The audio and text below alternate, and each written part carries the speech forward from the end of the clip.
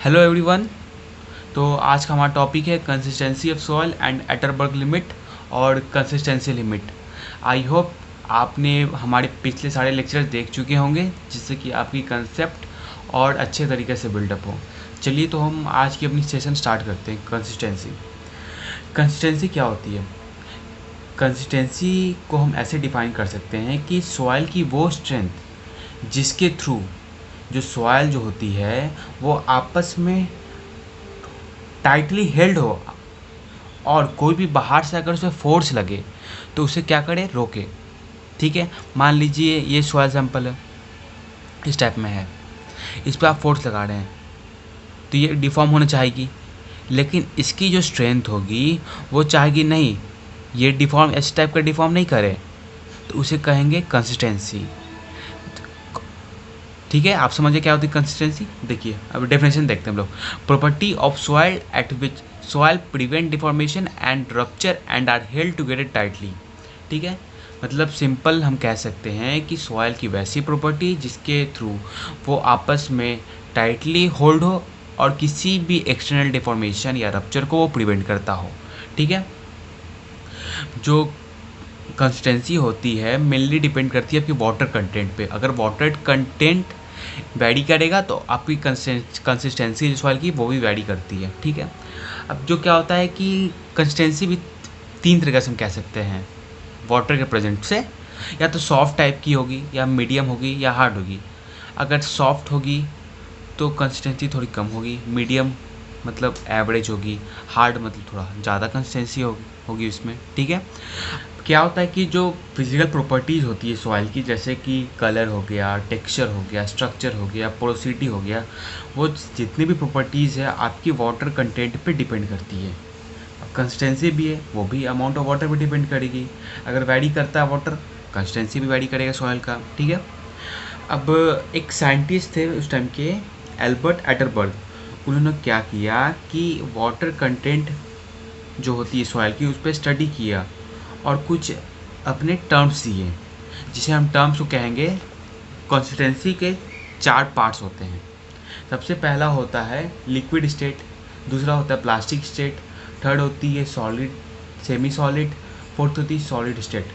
क्या होता है इन सभी स्टेज है जो 1 2 3 4 सभी स्टेज में वाटर की प्रेजेंट डिफरेंट होती है और उनकी प्रॉपर्टी जो होती है वेरी करती है, लेकिन कोई भी एक पार्टिकुलर स्टेट में सॉइल की प्रॉपर्टी डिफरेंट होगी। ठीक है, अब चलिए हम इन सबको चारों को एक साथ हम देखते हैं।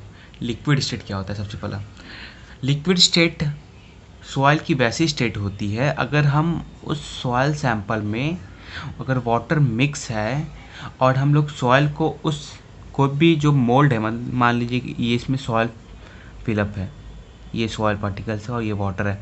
अगर आप इसको सॉइल को नीचे कीजिएगा, मतलब इस तरह से गिराइएगा, तो ये सॉइल पार्टिकल्स फ्लो करने लगी, मतलब वो कोई रेजिस्टेंस नहीं देगी डिफॉर्मेशन को। ठीक है, और इस केस में लिक्विड स्टेट में क्या होता है कि सॉइल की जो शियर स्ट्रेंथ होती है वो बिल्कुल जीरो होती है। अब नेक्स्ट हमारी आती है प्लास्टिक स्टेट। अगर मान लीजिए मेरे पास लिक्विड स्टेट वाली सॉइल सैंपल है, ये मान लीजिए सॉइल सैंपल है और इसमें हम वाटर कंटेंट को रिड्यूस कर रहे हैं। ठीक है, तो एक ऐसी स्टेज जिस पर जो सॉइल जो है प्लास्टिसिटी टाइप बिहेव करेगा, मीन्स आप उसको किसी शेप में मोल्ड करेंगे तो वो ईजिली मोल्ड हो जाएगा। ठीक है, देखते हैं, चलिए डेफिनेशन देखते हैं इसकी। The state at which soil changes to plastic state from liquid state. ठीक है, मतलब प्लास्टिक स्टेट में आने से पहले वो लिक्विड स्टेट में रहती है, वाटर रिड्यूस हुआ प्लास्टिक स्टेट में आ जाएगी वो। इस केस में जीरो शियर स्ट्रेंथ होता है लिक्विड में, लेकिन जब प्लास्टिक में आएगी तो कुछ शियर स्ट्रेंथ जो है वो रिगेन कर लेती है। प्लास्टिक स्टेट में सॉइल है, अब फिर अगर आप मान लीजिए आप फिर से उसमें वाटर कंटेंट को आप कम करते हैं। ठीक है, प्लास्टिक लिमिट स्टेज में है, वाटर कंटेंट कम कर रहे हैं, तो वो फिर आ जाएगी आपकी सेमी सॉलिड स्टेट में। सेमी सॉलिड स्टेट में क्या होगा कि अगर आप मोल्ड बनाएंगे जैसा कि आपने प्लास्टिक स्टेट में बनाया था, तो इसमें मोल्ड तो आपकी शेप तो जरूर बनेगी, लेकिन उसमें क्या होगा कि इस टाइप से क्रैक्स आ जाएगा। क्रैक्स आ जाएगा तो वो मतलब सेमी सॉलिड स्टेट में होती है।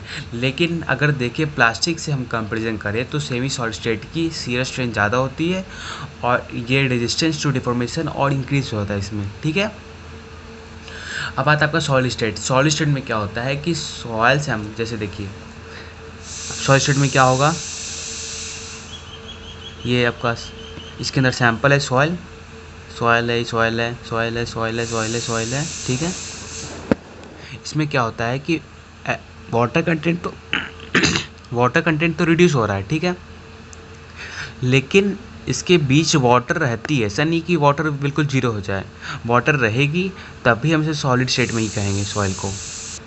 अब कंसिस्टेंसी लिमिट क्या होती है, मैंने आपको पहले बताया था कंसिस्टेंसी के बारे में। एल्बर्ट एटरबर्ग जी ने एक्सपेरिमेंट किया था, स्टडी किया था इन पे।